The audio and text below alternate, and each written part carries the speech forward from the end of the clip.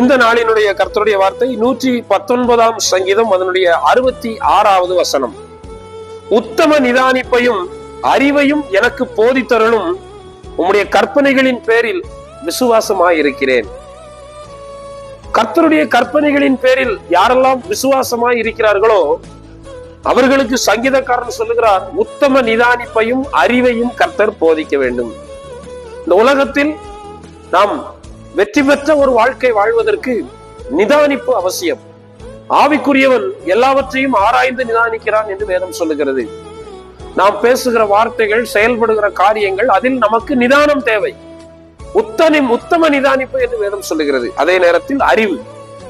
இந்த ரெண்டு காரியத்தையும் கர்த்தர் நமக்கு போதிக்க வேண்டுமானால் நாம் கர்த்தர் பேரில் விசுவாசமாய் இருக்க வேண்டும். எனவே விசுவாசத்தோடு இருப்போம். நிதானிப்பையும் அறிவையும் கர்த்தர் போதித்து நம்மை நடத்துவார். அப்படியே கர்த்தர் நம்மை ஆசீர்வதிப்பாராக. ஆமென்.